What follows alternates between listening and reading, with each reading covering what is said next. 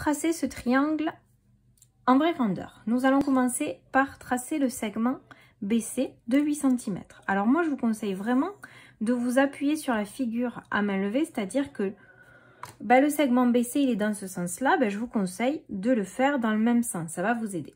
Ensuite, je vais tracer l'angle ABC de 63 degrés. Pour ceci, je vais positionner le centre du rapporteur sur le sommet de l'angle, c'est-à-dire le point B. Et ensuite, je vais faire pivoter le rapporteur pour que un des deux zéros touche le côté BC. Donc là, c'est le zéro de la graduation intérieure. Donc je vais lire 63 degrés avec la graduation intérieure. Je trace ma demi-droite. Ensuite, je vais tracer l'angle ACB. Le sommet de l'angle est le point C. Donc je positionne le rapporteur sur le point C.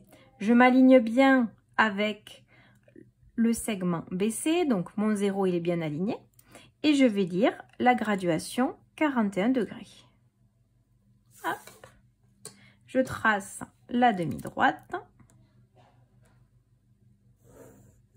Et à l'intersection se trouve le point A. Nous allons tracer le triangle ABC.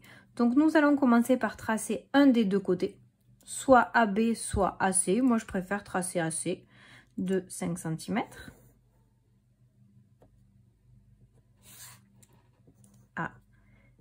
Ensuite, je vais tracer l'angle de 45 degrés. Le sommet de l'angle est le point A. Donc, je vais placer le centre du rapporteur sur le point A. Hop, je fais pivoter pour bien aligner le 0 sur le côté AC. Et ensuite, je vais regarder les graduations intérieures pour lire 45 degrés. Ensuite, ici, vous avez tracé votre demi-droite.